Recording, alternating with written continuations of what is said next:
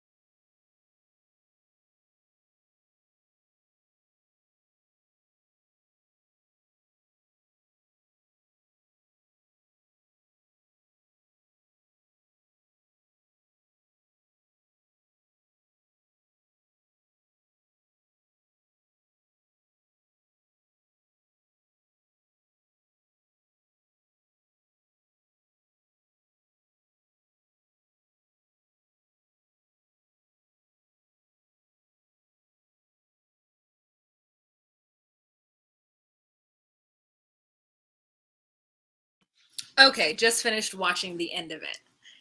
No, I know there's no sound. I'm not frozen. I took my sound off because I want to finish watching the end of the video. So yeah, we're going to get started in 5 minutes as normal. Thank you, Chris W. Thank you so much for providing that information. Okay, so let's see who's in the room. Neek Neek, Oni, Monkey Beak. Hi.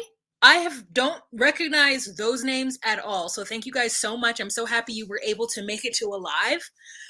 Never seen you. So hello, welcome. Well, maybe you've been here before, but hi. Rachel, Flower, Amaya, hi. Rachel and Flower, never spoke to you before. Hello, Jacqueline, Bea. Don't recall those names either, but Jasmine is here. Hello, Miss T. Hello, Angie, Yasmin, Raven, Deidre. Oh, Dedria, sorry. Evolving Me T. Thank you guys. Tammy, Laura, a lot of new names. Rashana, how you doing, girl? Hi, Brenda B. Whoo! Yeah, I'm in Colorado, girl. I am in Colorado. Around I'm with my coworkers most of the time, so I haven't been able to like sit down and do a live. And then when I do get to the hotel room, I am tired. I don't feel like figuring it out. So thank you guys so much for your patience. So we're gonna talk Love After Lockup right now, and then I'm gonna go and possibly have some dinner, and then I'm gonna come back and do Love in Paradise. Love in Paradise is gonna probably be late tonight, like at 9 p.m. 9 p.m. I gotta watch it, then I gotta like let it digest, then I gotta come to you guys. All right. Oh, we're 5 minutes in. Hey guys, it's Wahima, but just call me Wah. Melanated! Welcome to my recap of Love After Lockup, Season 3, Episode 44. This is the finale of this not really Season 3 season that we have been watching, you guys, and it was good. Last week's episode, to me, was even better, and they tied everything up in a knot, put a little bow on it. I have taken some notes, and I'm ready to go. What is this? Jasmine, would you say Wah? I might become a KJ and OC. Would you? Absolutely. Let me tell you that I would absolutely be there. Okay? Let me explain to you that I would absolutely be there, Jasmine. You need to tell me, give me all the details, okay? Okay? Hi, Latanya. Hi, El Boogie. Okay, so let's jump into this, okay? Let me bring my notes up real quick, and let me get my to put that there, in case you guys want to do that. And then let's go to my boop. Let's talk about them because they're not that interesting. I'm like, the producer who had to produce their segment was probably like, listen guys, this is all I got. This is all I got. I'm like, did you get fired? Because this segment did nothing for the girls. Okay, sorry if it's shaky. My laptop is on 2 stacked pillows, so I'm gonna try to be still.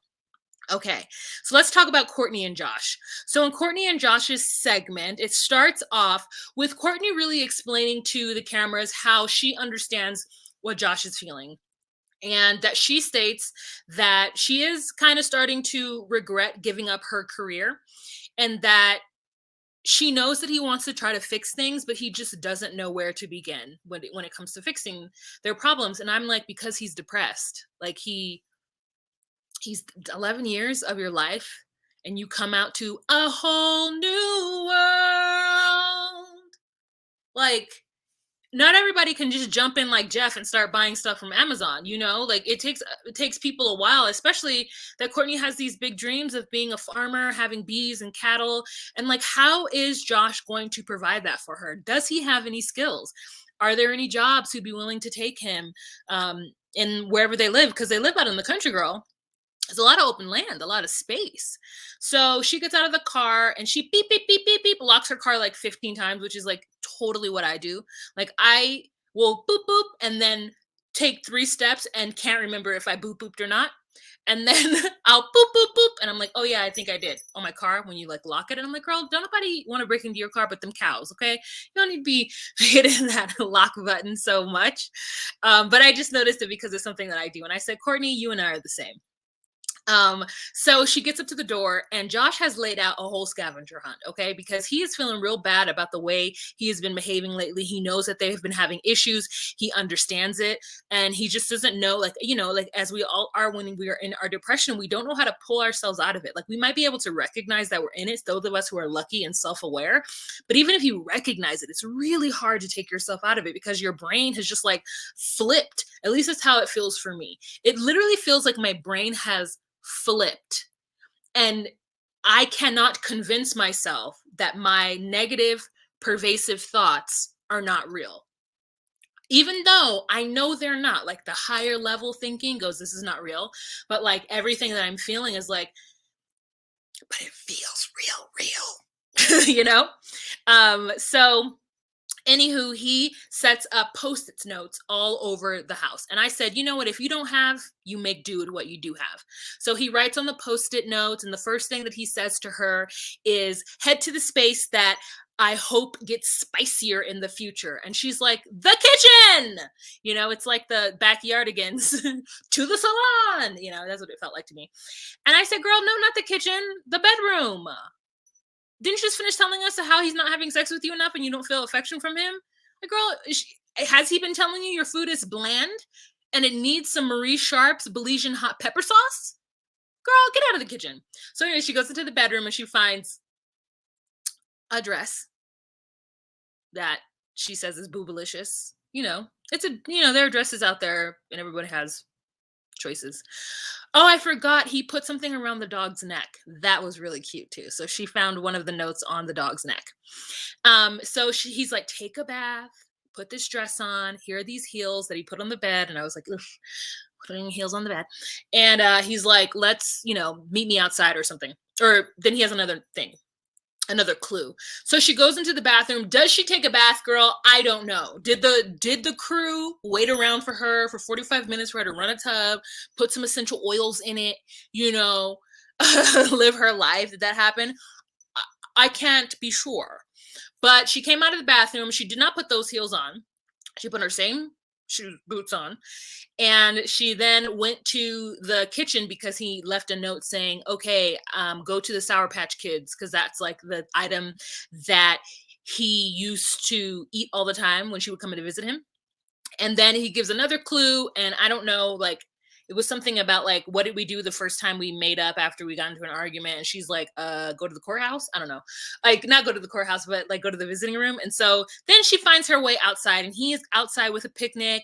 He's got her a little charcuterie board, but without the board and without the fancy cheese, just mainly cheese and crackers and pepperoni. And then 2 dill pickle jars, which I thought was really cute. And she is so overwhelmed that she begins to cry, and she kisses him, and she opens up the dill pickle jar, and the ring is in there. And he says, I'm really sorry that I threw away the ring you gave me. And he's like, I know it really hurt your feelings because you had, paid for this ring. And then I got mad at you and I threw it down the toilet in prison, to be never gotten again. And to me, people who maintain relationships with others who make rash choices like that, I admire them to a certain extent, because it could not be me. If I bought you a ring and you threw it down the toilet, not only do you not care about the money I spent on it, but you don't care about the sentimental value that it holds for me and that it was supposed to hold for you. So my idea is like, oh, I cannot be with you because you are not a rational individual. And I know that there are tons of people in this world who maintain relationships with people like that, but I'm telling you, I am not that person. And I kind of wish I were, because I think a lot of times with the boundaries that I have to keep myself sane, I've shut out a lot of people, which I'm not saying that's good or bad. No judgment at it at all. I'm just saying, like, that is what I need to do. I don't want to be with somebody who is rash like that, who in the moment isn't able to pull themselves back. Like, if your child is in danger, absolutely. If your child is in danger, I don't know what anyone would do. And whatever happens, it was fine. Like, if your child is in danger and you stab somebody in their face, I can't fault you because your child was in danger. But if you're mad at me because I didn't put any money on your books, or I didn't do you know what I'm saying? Like, there's very few things that there's very few things to me which I would forgive when something rash or crazy happens. Cause I'm like, you're not able to control yourself. And I can't be with someone who's unable to control themselves. Even if controlling yourself is like, I'm going to hide this ring, or I'm going to give the ring to somebody else, or I'm going to, you know what I'm saying? What, to throw it away where it can never, ever, ever be found again. Even Rachel didn't do that, girl. Rachel threw the ring outside. She didn't throw it away, and she had every reason to. Okay. Anyways, let's get back to them. So he then tries to take the ring on her finger off, and she gets a little weird and angry, which I don't know if it was for real or not, but I wasn't feeling it. And then he takes it off of her, and then he puts it back on to repropose, and is very like, oh my God, are you reproposing to me? And, they have this whole thing because they never really got to get married. They had to get married by proxy. And so overall, it was a really good picnic, and it seemed like everything was on the up and up. But as we saw at the end of this episode, he somehow violated his parole and he's back in jail for 6 months, and they're still married.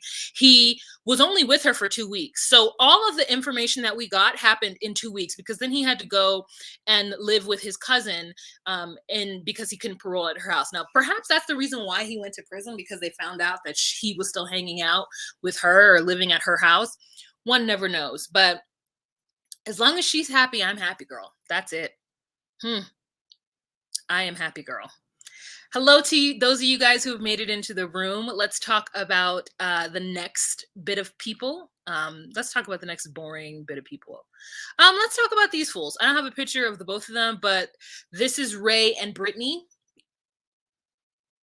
So their segment was relatively short this episode because we saw all of the drama last episode, and they've been giving us consistent, pretty good drama going forward. I mean, in the past. So we didn't really need that much. I didn't need it. So last episode, Brittany was like, okay, you can meet my dad, because Rey and his family were acting like, let's just do it. Don't hide me. I'm worthy of meeting your family. I'm not your dirty secret. Blah, blah, blah, blah, blah, blah, feeling some kind of way. And then she's like, okay, bet. So dad comes over the next day with the sister after him and his daughter, his other daughter, have been running some errands. Brittany is coaching Rey. She's like, here's what my dad expects. Here's what I need you to do. I want you to wear bright colors. I want you to hide your ankle monitor. I want us to appear as a happy, normal, healthy couple, because she knows that she's put her family through a lot. And he knows that she has put her family through a lot because of her last secretive, abusive relationship. So Rey puts on an outfit. She tells him he's so handsome. And I kind of like the fact that she gives him words of affirmation. And I like the fact that he gives them back to her when he realizes that she's doing thus. I can tell her love language is probably words of affirmation, physical touch, and gifts. I just think it's so interesting that someone who expects not so much, as in like what she expects from Rey is too much. But I feel like what she expects from Rey is almost something that the only thing I can relate it to is something Southern, where she needs her man to be a certain thing. And I don't know that Rey is that person. Like, she wants him to pay for all the things, buy her gifts, give her babies, be a provider. And that is a lot to put on somebody who has just gotten out of prison and at 29. No? I mean, I feel like men who haven't been in prison have a hard time for that. This is a completely different side note. You guys can chime in and let me know if you agree with me or not. I was listening to a podcast, and it was an all-male podcast. And the guy was saying that the last maybe 2 generations, if not 1 generation, and I can't even, I don't know, maybe like Generation X is the first generation. So if you want to think about those who were like born in the 70s, they were the first generation of women to not need a man, like legitimately, right? Because prior to, in some places, women couldn't get bank accounts unless they were like without a man on it. Women weren't allowed, didn't really work. They couldn't get high paying jobs so that they could support their whole family. So prior to like the last 50 years, women actually needed to be married. They needed men, like, just to survive and to raise kids and, and whatnot. Unless they were, movie stars or certain things. But even then, there was still this like pressure to get married. Like, you have somebody like Elizabeth Taylor who's married 7 or 8 times, It's like this idea that you can't just like be you have to like partner it up or whatever, right? And so this is really the first time in the last 50 years where women don't need men. Women can be head of households. Women don't make as much as men, but they can make enough to survive, right? To take care of their family. And so it has become harder on men, because what does providing mean, right? Women don't have to settle anymore, for the most part. So he was saying that, women just, I don't know. So I kind of agree with that. Like, I feel like we're in a place now where, you want a provider, and, Chris and I fight about this all the time, but like, you want a provider and you want, all of these things, but I just don't think that the workplace is set up for men to be able to do those things anymore. And I don't think it's because women got into the the system. I just think the balance of it changed. And like a lot of them don't understand that they need to provide and don't feel that pressure to do so. And there's hardly any jobs now that you could just get straight out of high school. There are them, but you have to like look for them, you know? And you have to like be aware of what you're going to do, what trade you're going to go into and stuff. So it's a different field. And I just feel like, especially because her father's a little bit older, I feel like her father's of my dad's generation, which I feel like my dad was able to get a job like as an immigrant. Like he was like working in a factory, but he was still able to like move, and then he got into maintenance, and then, you know, very blue collar, but able to support a family, right? Not by himself, with my mom's help, but like able to like provide. And I just don't know that Rey is like that person. Like, what is he gonna do? And I just think it's crazy that she has these expectations of him that to me are not realistic, because he's a black man who's been in jail for 4 years, a former addict, and like, unless he really has the smarts for business and has that like capital to go down, I don't know if his parents or family's gonna help him with the money to start this business. Like, I just don't necessarily know that he can live up to those standards. And she like wants to get married in 3 years. And I think Rey has a traditional idea of what marriage is. And I don't know that he is ready to give her that, because I think he knows what she wants. He knows what he wants to give, but how soon is he going to be able to give that? Anywho, I hope that my tangent wasn't too crazy. Annie, thank you so much for the super chat. Thank you. I appreciate it. Boo, boo, boo, boo. Boo, boo, boo, boo, boo, boo. I know I have my thing somewhere here. I brought it in this hotel. Thank you. I appreciate it so much. I appreciate it so much. I do. For those of you guys who can't give a super chat, and you haven't liked this video, I would appreciate if you would like this video. Okay. So, dad gets in the house after she goes out and meets dad and sister and says, hey, you know, I told you about Rey. Well, guess what? He's out. And not only is he out, he's in the house just kicking it. And I said, just kicking it? Just chilling. What? So they get inside the house. Rey immediately comes up, shakes hands. Hi, my name is Rey. You know, very much like ready to do it, even though he's nervous. And I'm like, fool, don't be nervous. You the one who wanted this to happen. Okay? So put your big boy pants on. So he's still his normal quiet self. They sit on the couches. Sister has a lot of questions. She's like, you know, my sister's been through a lot. I don't really understand why you needed to move in here. Like, why couldn't he just go stay with his family and you guys like figure it out? Which I'm sure is the same thing that his family is feeling. So the families are aligned with how quick these two are moving. Dad is like, how old are you? You know, what are your plans? I need to see it in action. You know what I'm saying? Like, I'll give you the benefit of the doubt right now, but I really don't want my daughter to go through all the things that she has gone through before. Dad seems more willing to give him an opportunity. Dad states, okay, you're only 29 and you've got the rest of your life ahead of you. And I said to Dad, thank you. Thank you for that. Because I don't necessarily think Rey needs another black man or a black man telling him, oh, you're not good enough for my daughter.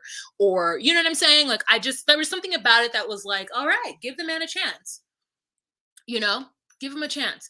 And I think that's all Rey was asking for. And he's like, I'm gonna give you a chance, but I also need you to do what you say you're gonna do, and I will be watching. Because I don't want anything bad to happen to my daughter. I don't want anything. And I said, okay. So sister is still like, I'm gonna keep my eye on you. And then they end up telling them that Rey has not only is Rey at the house, but he's actually paroled there. And Brittany ends up asking the dad, like, you know, if you could tell mom. And dad's like, no, I'm telling your mom anything. I'm just telling your mom anything. You gonna tell your mom. And Brittany's like, okay.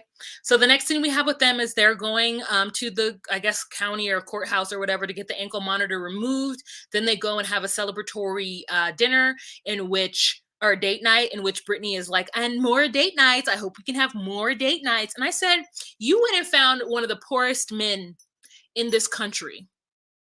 And now you're talking to this person. I mean, every time she talks about money and gifts and like date nights and babies, I just think to myself, do you think this person is made out of money?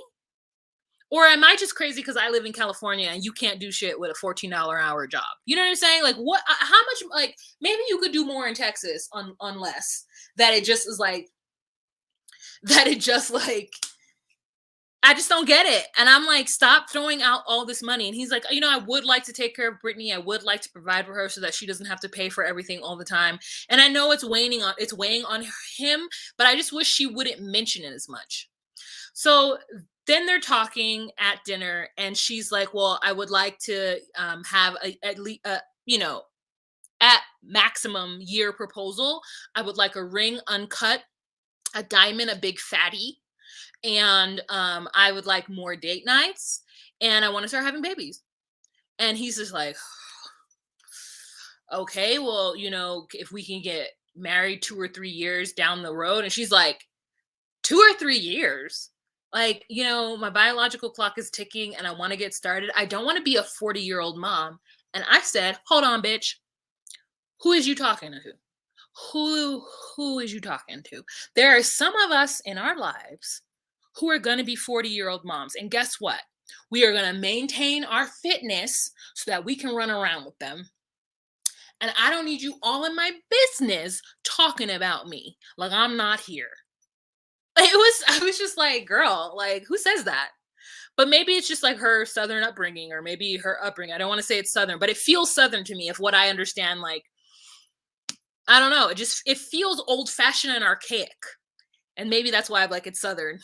Because I'm like, they still be doing like antebellum reenactments in the South. So I just think the South want to hold on to all the old traditions. Like, excuse me, I don't want to be a 40-year-old mom. Well, then you should have made other choices in your life, ma'am. And then she's like, oh, well, I want to be married first. And I was like, okay, so you got with your first relationship, you picked a wrong man and he was abusive to you and you hid the abuse for I don't know how long. And then your next move was to get a man from prison, even though you didn't know he was in prison on the onset. But once you found out, you still was like holding him to these standards that aren't realistic for his background. And I don't mean background of like life, but I mean his like last 4 years. And now you're like, you need to marry me now. We need to get pregnant now because I don't want to be a 40-year-old mom. Well, you might be. And don't shit on 40-year-old moms. Thank you. Make other choices if that's not what you wanted. Make other choices. Anywho, so at their end of their segment, it said that Brittany was still waiting for her proposal and that Rey has a job and can't wait to meet Brittany's mother. So that's where we leave off with them. Next couple that we're going to talk about is these two fools. Okay, now this was real interesting to me. First of all, Anissa's been acting weird, right? Because she's gotten this information from Kyle about Jeff possibly having an 18-year-old child. And Jeff has been noticing that over the past few days, Anissa's been acting weird. She hasn't been laughing as much. She hasn't been smiling as much. She hasn't been talking to him as much. They didn't have the same conversation that they had in prison. And I said, don't you hold Anissa to anything, because you ditched her twice in 11 years. So if she's feeling a certain way, if she's acting funny, you need to go ahead and just swallow that, because you've been spending all of her monies. Okay? Then her homegirl, Peony, drops by. That's how she says her name, Peony. So she's like, Peony's here. And so right on time. So her and Peony leave to go, and they're looking at flowers for the wedding. And I was just like, girl, you gonna spend money? Why don't y'all just get married in the spring out in this backyard? I'm sure they got a bunch of wildflowers growing happenstance every which way in this old community of yours. You don't need no flowers. And then she's like, I can only spend a couple $100 because Jeff's been spending all my money. And Penny's like, cut your cards up. And she's like, I can't. It's my debit card. I can't cut it up. It's my debit card. And I said, girl, get you some Apple Pay. Or cut that card up and go get another card and keep it on your person at all time. And then she's like, he done spent about $9,000 since he's been out. And I was like, both me and Penny was like, oh, $9,000? Anissa, are you spending your savings on him, or you just have all this money shacked up because you live in like a small town in a small trailer home and like you just have a decent job? You know what I'm saying? You've been able just to save up this. You have like, why don't you travel? 9K and you haven't been to at least a tropical island, or I don't know, where would a Southern girl want to go? Girl, you ain't been to Australia? 9K on Amazon stuff and whatever other items, disposable income you have on this person? You are not doing it right. You are not doing your 50s correctly. Okay. There's a book I saw somewhere. It's like How to Live Fabulously in Your 50s or What to Do in Your 50s. Girl, you need to pick up that book and figure it out because Jeff ain't it, sis. He ain't it. You still look good. You still get you a good man in his 40s. Dang, they got his teeth. They ain't been in jail. Or at least didn't just get out of jail. Jeez Louises. So Jeff is picking up on this, right? He's picking up on this energy. So he decides, after he tried to get online and she had locked him out of her computer, that he was like, nah, she done changed his password, something's up. So he starts going through her drawers, talking about every time he's over there by the dresser, she want to jump up and ask him what he's doing. So he goes through the drawers and he finds an old phone of hers with like old sexy pictures of that she sent to other people. And there's only a couple names in there and they're all men. And the only name he recognizes in there is Kyle. So he decided that her and Kyle must be sleeping together and all this stuff, and they have such a good relationship, and they will be kiki and hee and ha ha, and he don't like it.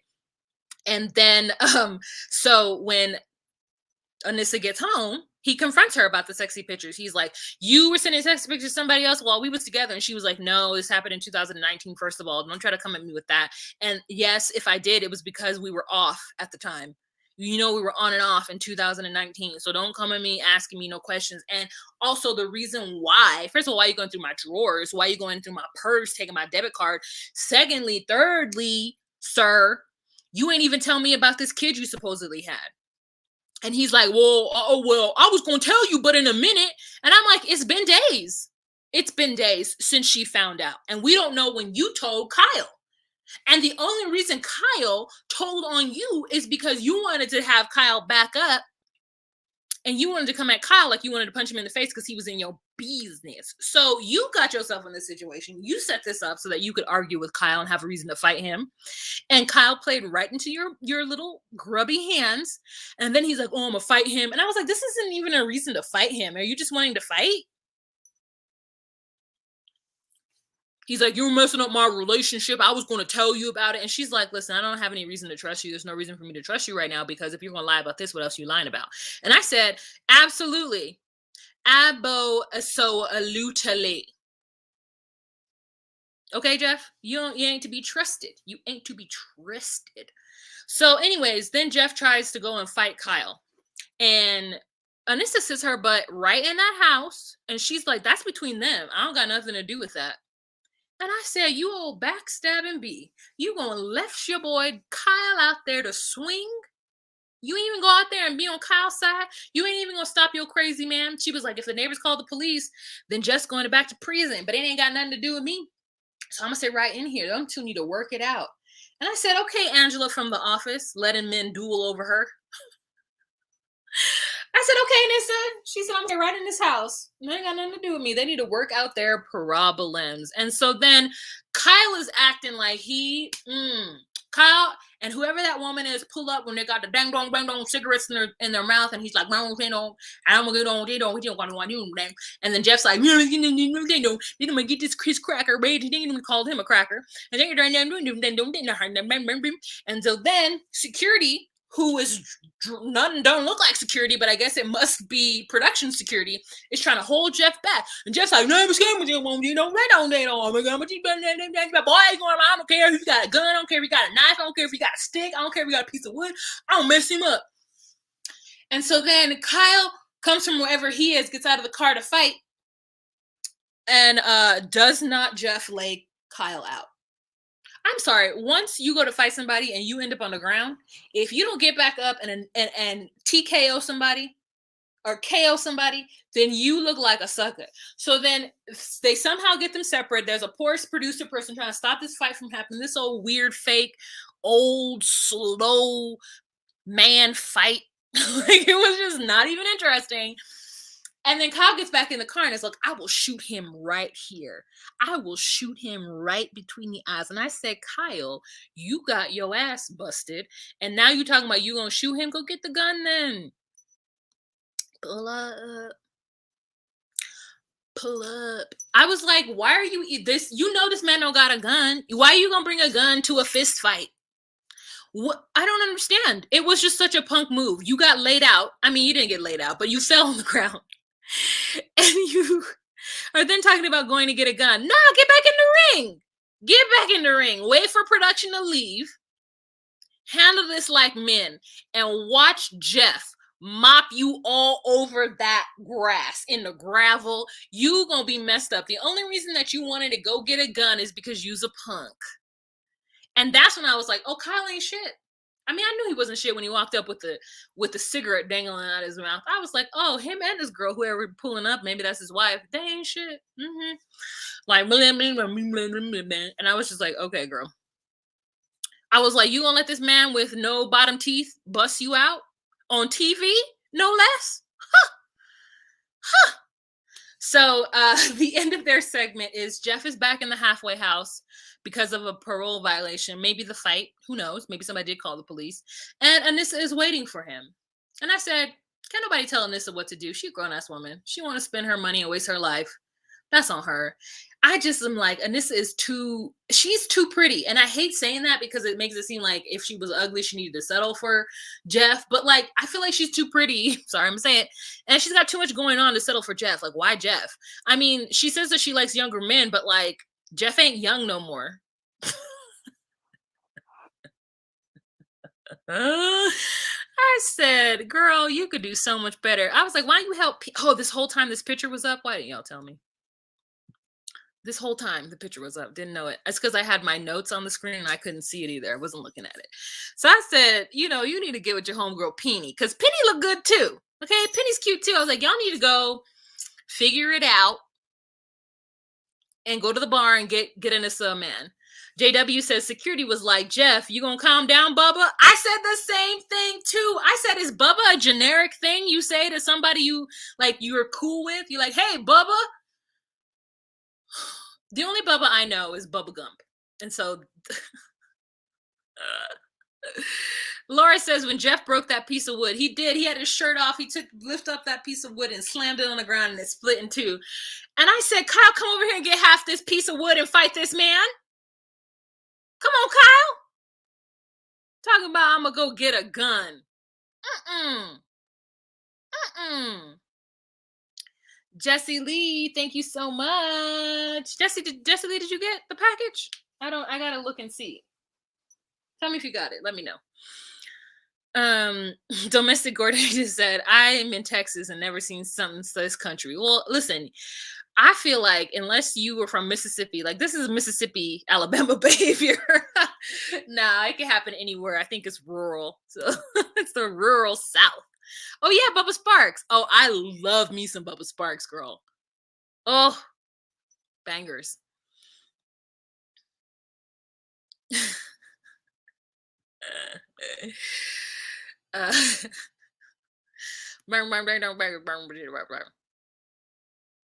You said the 30th, so I haven't been to the P.O. box. Oh, okay. Damn, it's gonna take the 30th? I'll look it up and I'll email you to tell you if I was correct on that. That sounds like a long time. I ordered it last week. Like, it's been over a week. That's weird. Yeah. Miss New Booty. Mm-hmm. Toya from Harlem. Never seen your name before. Hello. I love that song. It's going to get ugly. It's going to get ugly by Bubba Sparks. Oh, I gotta look that up. Lee Pepper says, I'm from Texas and I see many fights like this. Okay. Baba! Thank you so much for this. Thank you for this super chat.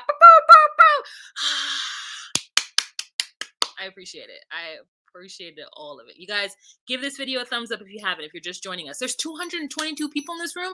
Dang, what y'all doing on a Sunday? Dang. How many likes do I have, moderators? Let's get to the like. Let's get us to the 90 likes. Come on. Come on. We can do better than this. We can do better than this. Miss Miami. Yeah, like 3 weeks ago. No, a long time ago. We already talked about it. A long time ago. May she rest in peace, our goddess. You also know who died? Is Allah. Oh my God, you guys, thank you for the super chat. Jennifer Anderson. I've been watching you quietly for years. I'm sorry. I thought I always thumbs it up though. Thank you so much for that super chat. I appreciate it. Oh my God, what is SEK? That's $50. I'm sorry, I thought I said $5. Boop, boop, boop. Thank you so much. I appreciate it. Rashana, thank you so much. Boop, boop, boop, boop. Thank you guys so much for the super chats. I absolutely appreciate it. Brittany thought she could pluck a man from prison who would marry her and impregnate her because he was just happy to be there. But it's crazy, but she wants him to work. It'd be one thing if she wasn't asking for all that stuff, but like, she's asking for a lot. And that's the thing that I have an issue with. Thank you guys so much. I absolutely appreciate it. Thank you again, Jennifer. I absolutely appreciate it. Are you in Europe? I don't know. Anderson with 2 S's gives me very much like Finnish vibes. It gives me like Netherlands teas. You know what I'm saying? That's why I ask. Thank you. I appreciate it. Okay. I was going to say something. Oh, Allah. You know who else died? Allah. Y'all remember Allah, the model who was like Eastern European? How come I can't take this thing off? Great. Her family was Eastern European. She was with this dude, Steve or David, and he was like a computer scientist or like some kind of security something.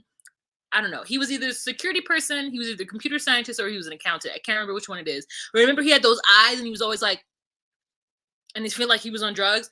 And Allah was really skinny. She used to model, and she somehow got into heroin.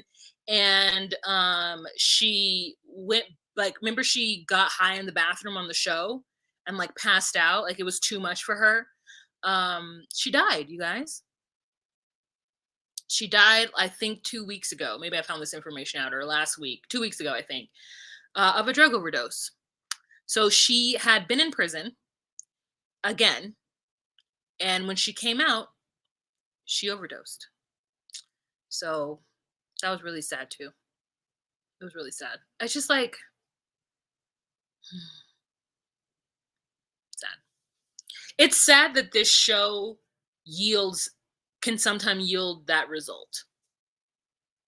It's heartbreaking. It's heartbreaking. No, Allah's not from 90 Day Fiancé. She's from Love After Lockup.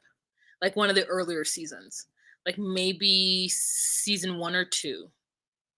Not the same season as Tracy My Goddess. But if not the first, then the first season. Anywho, let's move on. Okay. Next couple that we are going to talk about is Stan and Lisa. Okay. So Stan and Lisa, y'all.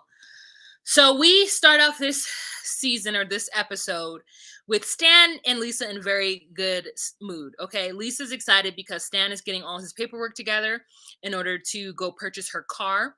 She's excited. And she, they're at the kitchen talking just, about the paperwork that he has to turn in. And all of a sudden, again, he starts to tell her all his business about how much money he has. And here's the deal. Like, as much as I want to be like, dang, Lisa, going through his baseball cards, tallying up how much money things are worth, seems real shady and like inappropriate. At the same time, Stan tells her too much of his business. I'm like, Stan, you don't realize that she is from a different socioeconomic status than you. And he's like, I don't see any reason why she would steal from me or why she would lie to me. And I'm like, well, you don't?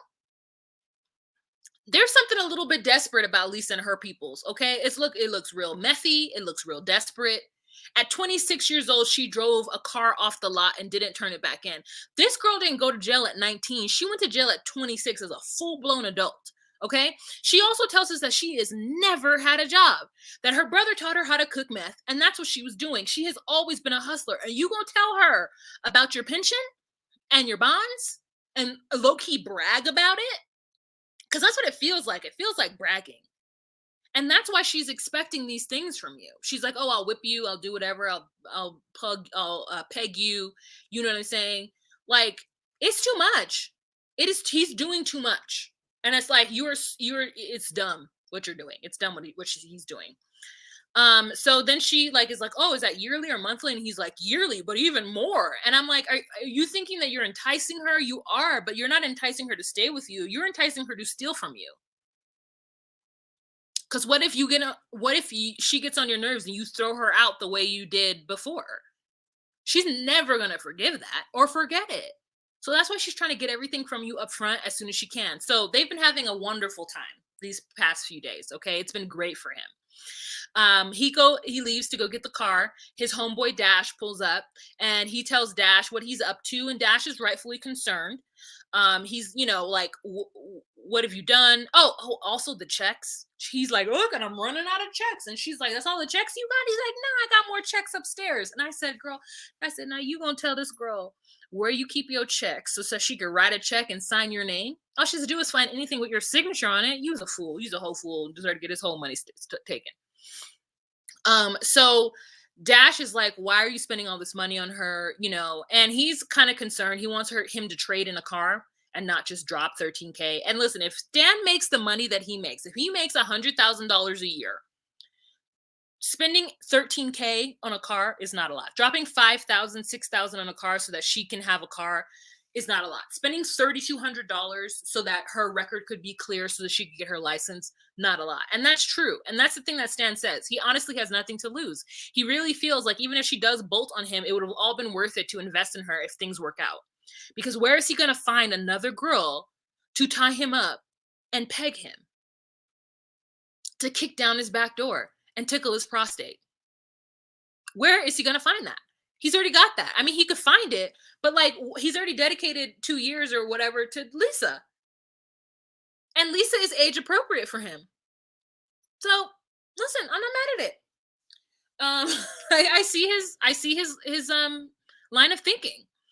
So she then goes into his, room and checks out his baseball collection and is Googling and all kinds of stuff, how much his stuff is worth. And then confessional, they ask her, like, do you know how much money Stan has? And she's like, yes, Stan brags about it all the time. It would be about 2,197,000.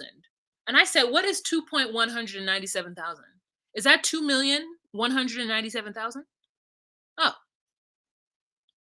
So then we have a little segment where she teaches us how to create sex toys from found items in prison.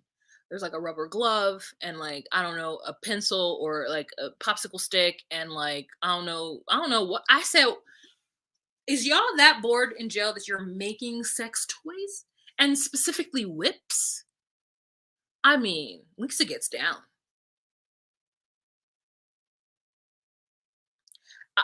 And also if she was on meth, there's like a crazy, like horny side effect that happens with meth addicts that like, I was watching this show like back in the day where it was like talking about like just a group of meth heads. They were just on this reality show about, being drug addicts, and it's like bad, like with the sex.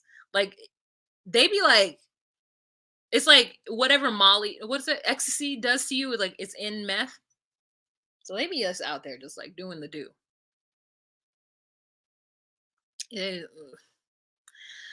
So, I mean, I was just like, wow, sex toys. So she's like, yeah, last time I had sex was with my roommate. I mean, get a couple girls together and have a good time. And I was just like, wow. I mean, listen, if sex is just sex and you're doing it to feel good and that's your life, then that's your life.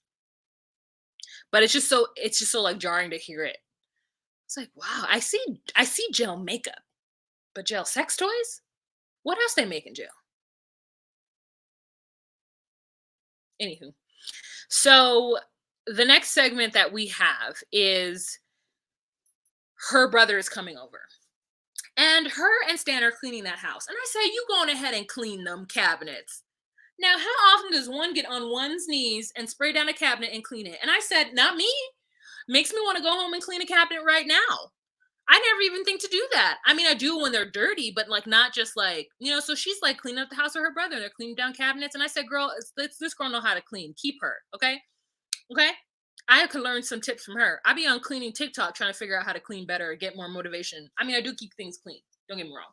But I'm like, Rachel was cleaning too. Rachel was getting down and dirty on that toilet, girl. Okay, so she's cleaning up for her brother. They're cooking food, putting things in the oven on 450 or 410, don't know which. They're paying attention to the directions on the packages. And Lisa got on her little two-piece, you know what I'm saying? A little red two-piece looking cute. And Stan is just like, I'm kind of nervous to meet her family because her brother is just kind of a straight shooter, and she's in this kind of drug-filled environment, and I brought her out of it. He also says that the reason that, going back to him and Dash, that he literally says, like, I am so tired of being alone that I could throw up, and that him and Lisa have something that's very magnetic.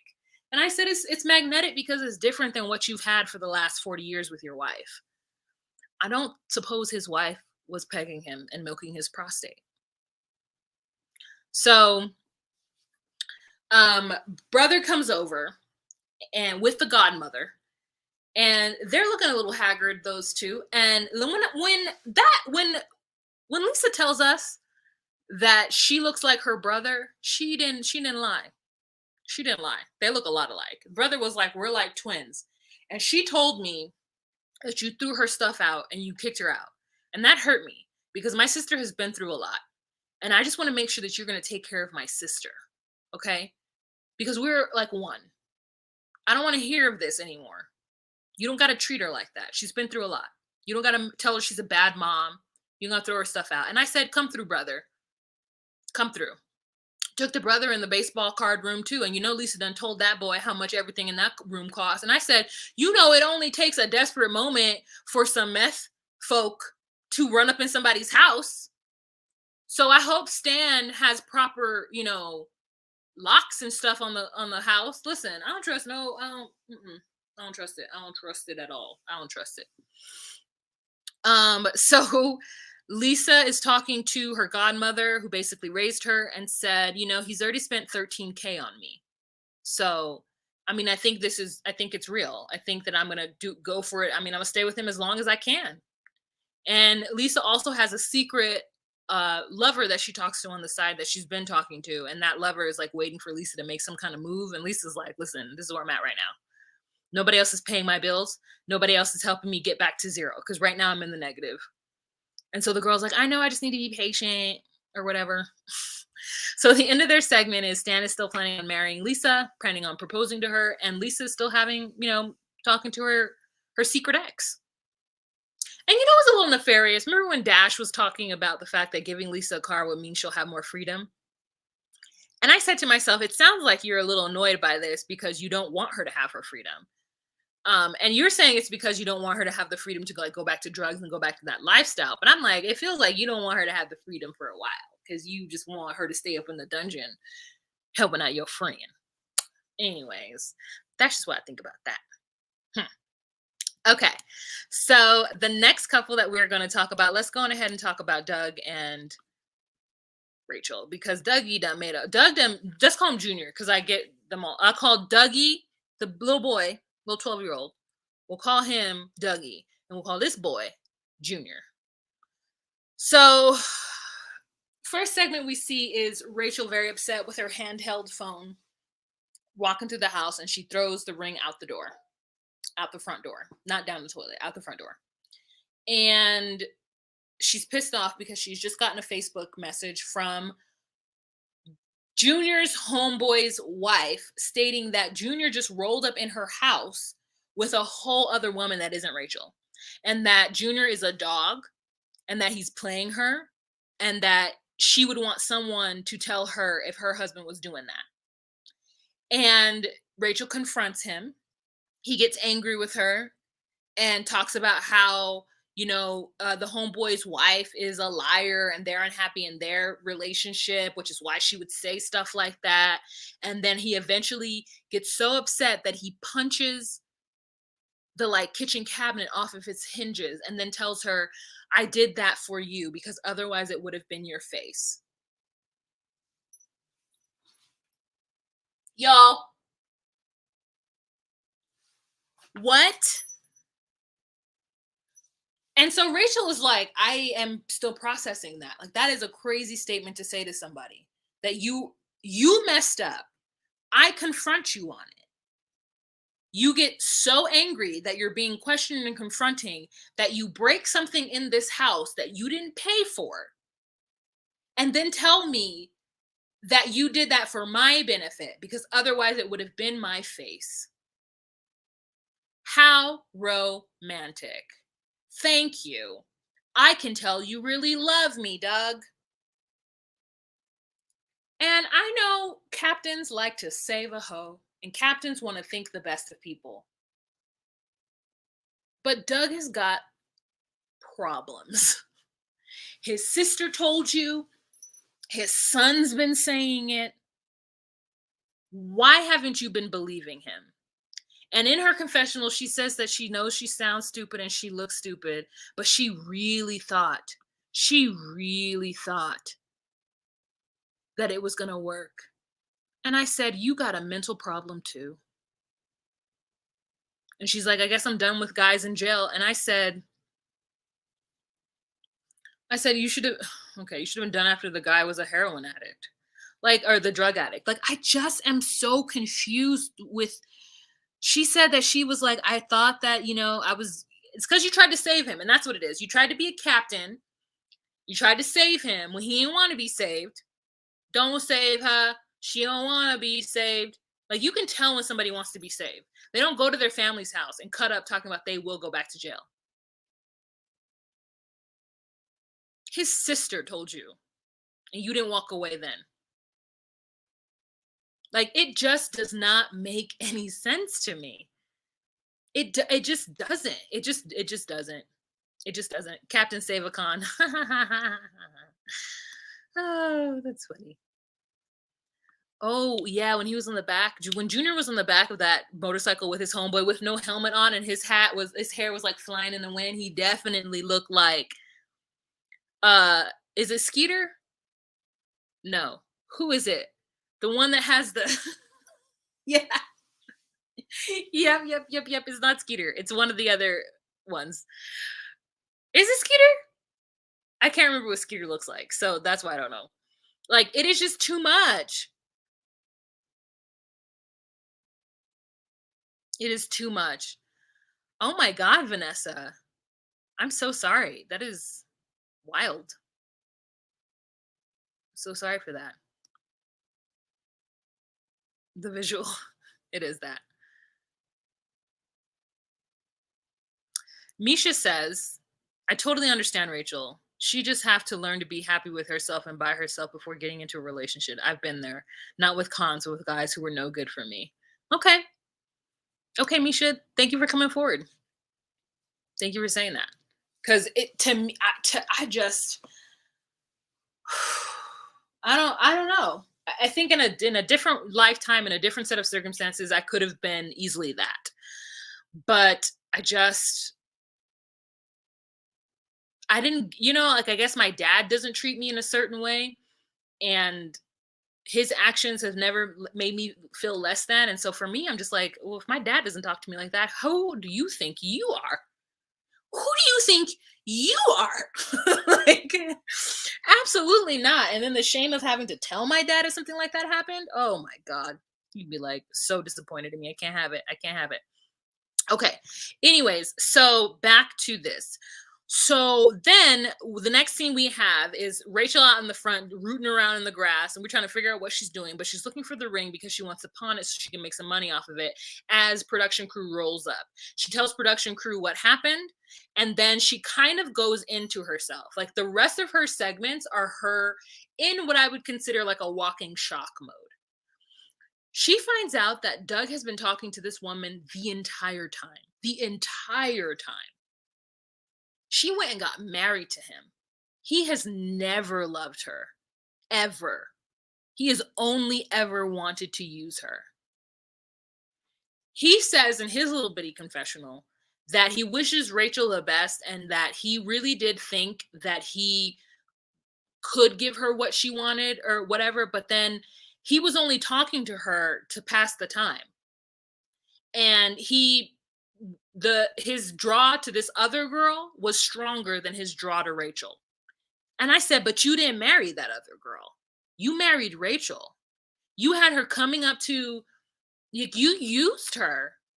You married her and then you proposed to her again. The whole time seeing someone else. And the smartest thing that Rachel did was not give him access to her money. That was really the smartest thing because she knew something was up. She had to have had some kind of intuition. She said she wasn't even thinking about it. She never went through his phone. She never even thought when he said he was going to go off and do something, which is like very healthy. I feel like that's great. I'm happy that she never went through his phone and did all that crazy stuff because that's crazy to me.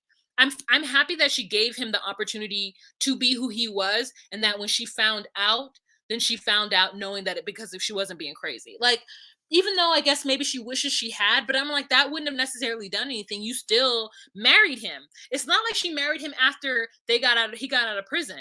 She married him while he was in prison. He let her marry him. Let her take care of his son for a year. Dougie did not go be with that other woman. Dougie went to stay with Rachel, moved into her house. And then you're gonna be cheating on her the whole time and then say that, you guess, most guys just want to live their lives when they get out of prison because they feel like they've missed something and that, you wish her the best and no ill will to her and that, you just the draw for her wasn't as strong as the draw for the other woman. No one will ever quench Junior's thirst. And then this whole time he's like, yeah, I would never cheat, never mess it up because I come from different circumstances and blah, blah, blah. So after they got into the argument, I believe Rachel left. She went to her mom's house. And then when she got home, Doug Jr. and Dougie were gone. And everything was cleaned and cleared and moved and they took off. And I said, at least the house was clean. At least they just made a clean sweep and just left. Because that's the nicest thing that could have happened. She was still concerned about Dougie. She said that she would take Dougie in. And it turns out that Dougie ended up going back with her. Now, I know that they were still married as when the episode ended or when the season ended. But word is that that she finally filed for divorce in like April or something like that. So she actually is out of it. And she called the lawyers and she said, the only thing that he took from me was my heart. And I said, also your dignity, girl, your whole dignity. He took that too. Because I'm sure you took other people. You told other people besides your mother.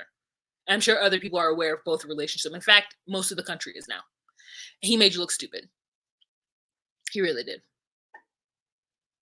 So I really do hope that she could get Dougie even though I know people would be like, oh, it's not her responsibility. It isn't. But like, he needs someone to come and help him out of the circumstances that he is in. And I think if things were going well with Dougie and she considers him a son, then she should be allowed to take him if that's the right thing to do. And it honestly is.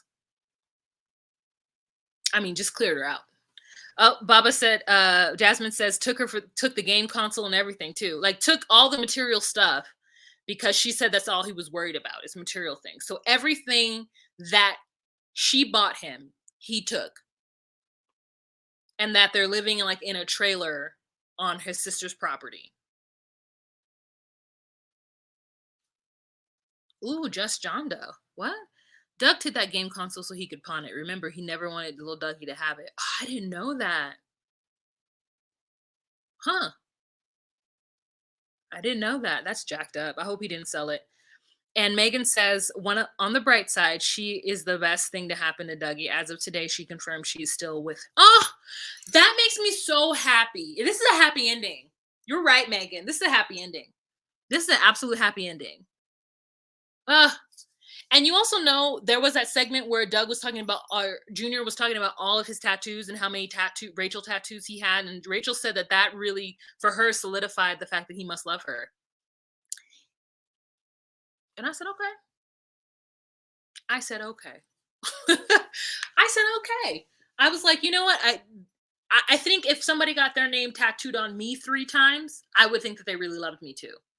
But the truth is that he's just addicted to the pain of tattoos. It gives him endorphins and makes him feel amazing. So it didn't really matter. And he says that he loves all of his tattoos equally. And I said, okay. I don't know if Rachel has children of her own. I didn't think she did. And if she does, then she was hiding this child from the camera, and that was good to do so. Rashana says, he gets tattoos, we buy socks. Some people do, especially if they're all homemade and they don't cost you very much and you're your homegirl or home. I know so many people who have homemade tattoos. Or like when I say homemade, I mean like their friend did it. Their friend who has like a needle and it just needs to practice and they do it on them and they love it. Now those people who spend some real coinage, like 3K on a sleeve, I would like to get a tattoo. It definitely won't be 3K, but it also won't be homemade. Like I would like to get something nice and classy somewhere. Um, but I also want it to be color, and sometimes it doesn't show up nicely on dark skin. Like a lot of the basketball players, I hate every single one of their tattoos because they just look jumbled together and crazy. Tars says, I think little Dougie loved and trusted Rachel more than he did his own father. Oh, no, you're not wrong, girl. Don't even think that. I need you to know that. I need you to know that in the marrow of your body. Okay? Because that is definitely true. I'm sure if he was up to him, he'd stay with Rachel forever. She gave him life. Yeah. I 100% agree. And I need you to know that is 100% true. Annie says something very important. The Doug family line is an epitome of generational trauma. Yep. And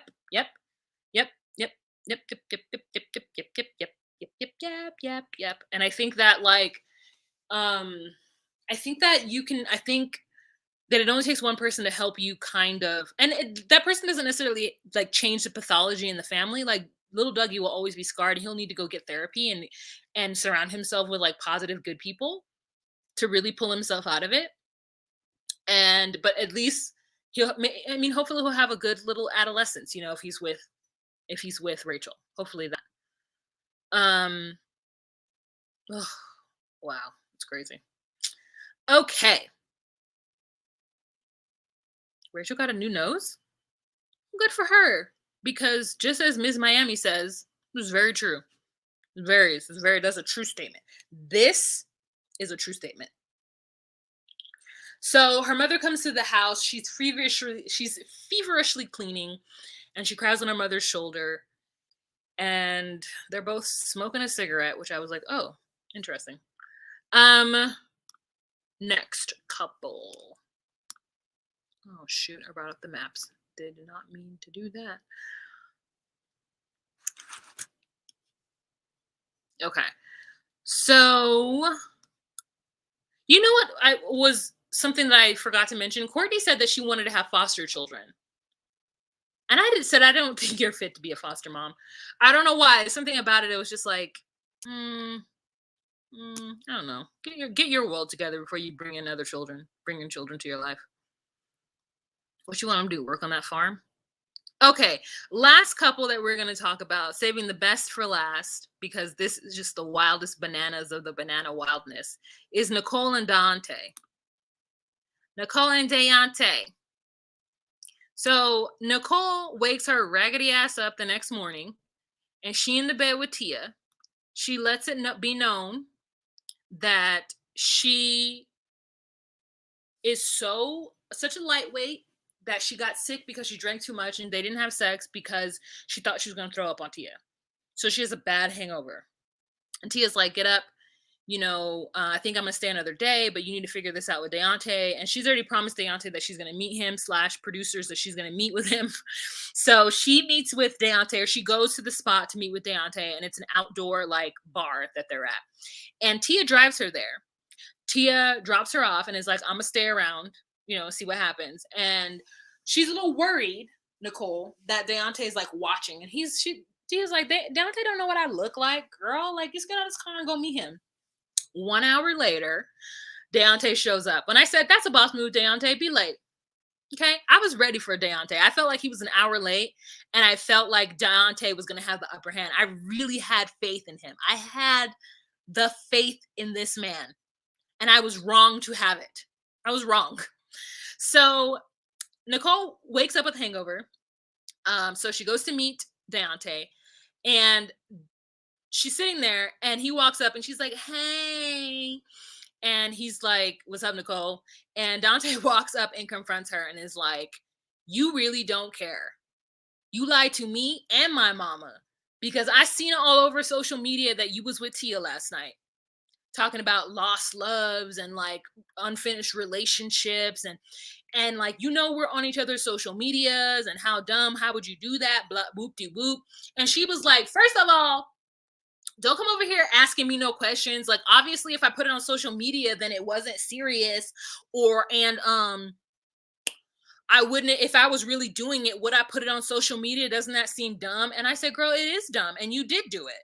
So now you're trying to flip it back on him. And I don't like this like gaslighting stuff. I don't like it none to all. Okay. Even though Deontay deserves everything that comes to him, at least she could be clear with it instead of trying to turn the situation back. He's like, does she not care? Does she not know I see that? And like, she's just like, listen, I need clarity with myself and this situation because I don't really know what I want right now. And then he was like, Nicole, you need to choose. And she's like, you need to get out of here and leave me alone because I don't need to answer your questions. And I just was like, what is this? Deontay, is this what you want? This girl can't even give you a straight up answer. She cannot. She's sick. She don't feel well. She got a headache. And she's like, get out of here. Get out of my face. I don't want to talk to you. And he's like, you told me to delete my social media and to take all the girls off of my stuff. And she's like, no, I did not. And he's like, you don't remember, Nicole, but you did. And she's like, oh, okay, so now I'm stupid. And he's like, I didn't say you were stupid. I said you don't remember. She's like, I don't like people telling me that I'm stupid and I don't remember. And there's a lot of things that you said I said, and I know I didn't say it. And I was just like, Deontay, this is gaslighting and it's bothering me. You need to get out of this. You need to absolutely get out of this situation because it is gaslighting and I don't like it. I don't like to see it. It's too much. It's too much. Like, you're not going to try to make me feel like I'm the crazy person because I'm not. I am a crazy person, but I'm not the crazy person. Okay. You're not going to do this for me right now. Don't forget to give this video a thumbs up, you guys. 263 people in the room. I don't know how many likes there are, but 140K Pearl. Girl, what are we doing? Thank you so much for giving me this information, guys. Oh my God! Pura basura! Pura basura! Pura pura basura! Pura basura! For you guys that don't speak Spanish, thank you so much for that super chat. Thank you, Brenda B. For those of you guys who don't speak Spanish, pura basura means pure trash. Absolute trash. Okay? Extreme trash. Pure, undiluted, uncut Texas tea trash. It is. She is awful. So then Tia rolls up. And I said, what is about to happen? And so did Deontay. Deontay was like, well, who else is coming out? Tia's rolling up. I don't know what's going on. And Tia was like, honestly, Nicole, you just need to come clean. And Deontay, can I talk to you? Can I talk to you? What is it that you want from this? And he's like, I want Nicole.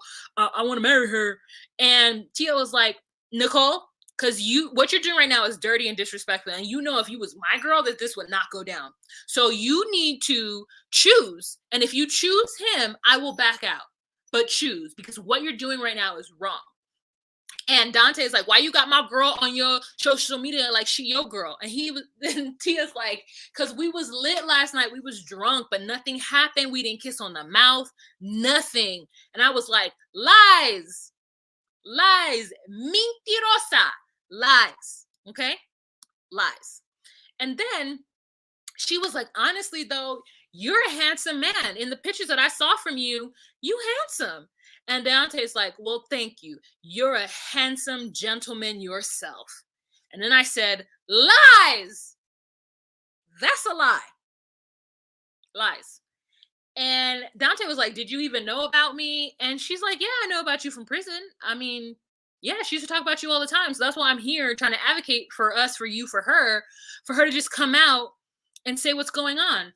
And then Tia's like, yeah, I lied about that we was kissing last night because I didn't want to hurt his feelings. Like, they all recognize that Deontay is slow and they don't really want to hurt his feelings. Nicole talks about she wants to be in an open relationship. And I said, you have had sex with two people who isn't the person that's giving you money. You want to have an open relationship with Deontay because you want him to continue to give you things while you still go around. You don't want to lose that meal ticket. You don't love him. She's like, I don't love him. I love him, but I don't love him as much as he loves me or as much as he wants me to love him. And I said, you don't love him. You don't. You tolerate him. He's a fun coworker who buys you lunch every day. Right? That's what Deontay is. He's a coworker that's run up behind you, trying to give you stuff, buy you little gifts and stuff, and you take it because you're like, "Well, I'm gonna stop him." Obviously enjoys it, but you took it too far. You're doing too much, and they're both like, "Oh, we don't want to hurt his feelings." So then Tia walks away and is like, "Y'all need to figure this out." And then Nicole goes with Tia to talk to Tia and was like, what should I do?" And she's like, "I don't care what you do, just choose. Just choose. Because this is messy and what you're doing is too much." So Nicole goes and sits down and she's like, "Oh, it's gonna be such a hard conversation. I don't even feel good. I don't want to have this conversation because I don't feel good. I don't even want to have this conversation because I don't even feel good. I don't even know what I'm saying. It doesn't even make no sense because my head is hurting. I don't feel good." So she goes and she sits next to Deontay. And she's like, "I want to be in an open relationship." And Dantay's like, "Hell no, I don't want to do that. I don't want this." And she's just like, "Well," and so then that Dante gets up and leaves, makes the choice for her, and I'm happy for him. I'm proud of him. And he's like, "She didn't do what she promised she would do." And I feel like, why didn't I'm too, I don't know what he says. "I'm too much of a nice guy to get treated like I'm a chump," or something like that. And I said, "It's because you act like a chump. It's because you act like a chump. People don't get treated like chumps unless they act like one." And so he's just like, "Well, she fooled me, and I didn't want this to happen again. Who knew it could happen for a second time?" And I said, "We all knew. We all knew that it could happen. We all saw it happening. We saw it coming from a mile away. And it's because you wanted a blonde stripper type, just as your mother stated. And that's what you get for not choosing the right blonde stripper type. Because there are women out there who would deal with you. There are women out there who would deal with you, and you was just a fool." A fool. A plum diddly doo dah fool. So, anyways, then he meets up with his homeboy, and he is like letting go of Nicole. And the only way he can let go of Nicole is by letting go of Nicole Jr. And I don't know what producer put him up to this, but this grown ass 33-year-old man does a eulogy for a baby, not a baby, but a miniature white woman bust sex toy. A whole eulogy. And when I say, "Bye, Nicole Jr., I've had sex with you more than the real Nicole. I've spent more time with you than more of the real Nicole." And so, and I said to myself, this grown man is having a eulogy for a sex toy. And then he sets it on fire in a tiny coffin. And I said, "Where did you get a little coffin, you weirdo?" And sets it on fire and pushes it out into the water. And I said, "Is that biodegradable? What is that silicone made of? Will it burn properly? Are you adding pollutants and your semen in? How much semen is in that?"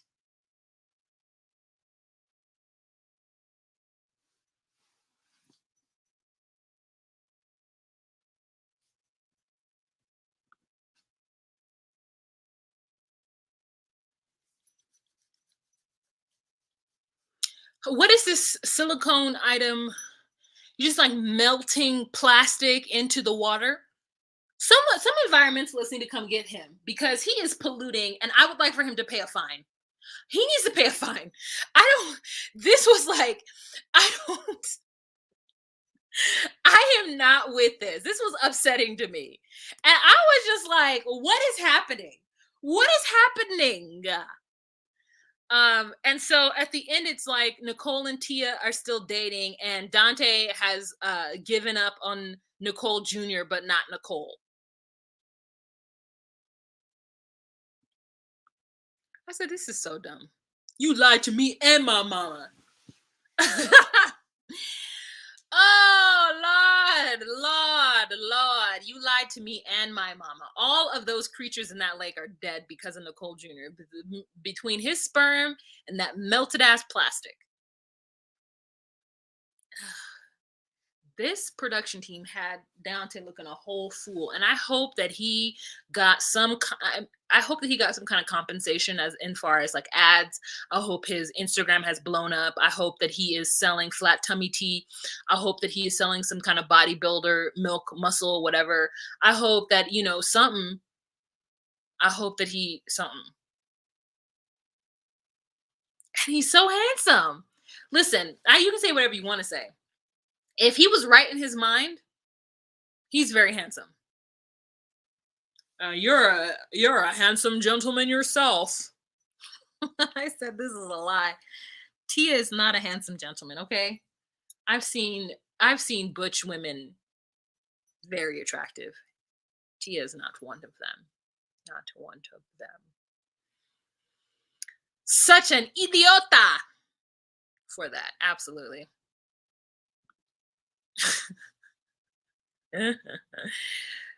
No semen in it because he puts it in the dishwasher. Oh, he does? Ew, why do we know that? Ew. Ew, did he tell us that? What a weirdo. He's not selling muscle milk. He couldn't get past 2 pumps in the gym last week. I mean, he just need to do a little bit. He's so skinny that he just need to do a little bit in order to pump himself up. So many men are handsome until they open their mouths. All right, you guys. So that is the end of this episode. I want to thank those of you guys who are watching back on the replay. Gang. Thank you so much. You all can exit the program now. And I'm going to go and have some food. Thank you for those of you guys who are in the room right now. I want to thank you to everybody who gave me a super chat. It is much appreciated. So much love and support. If you're interested in Love in Paradise, a 90-day story, aka hashtag 90-day vacation bae, I'm going to be watching it tonight. And I think that I will be going live. I'm hoping, but it'll be late. And I will have had some margaritas. And I'm gonna go and get some now. I'm getting hungry. It's time to eat. When did I eat last? At 2? Yeah, 2, 3, 4, 5, 6. It's been 4 hours. It's time to eat. And yeah, you guys, thank you guys so much for being here. Don't forget to give this video a thumbs up. And I hope to see you for my next live. And I should be going live on Wednesday with Chris. Because I get off work pretty early on that day, so I'll be able to do my show. Say what with Juan Chris. All right, you guys, remember to be you, be true, and find your place. Let me try that again. Okay, guys, so this is the end of the episode. You guys have a fantastic week. Remember to be you, be true, and find your place. Bye. I have to say it as one package, or I'm just like, what am I saying? All right. Thank you so much to my moderators. Love you guys so much. Thumbs up. Bye.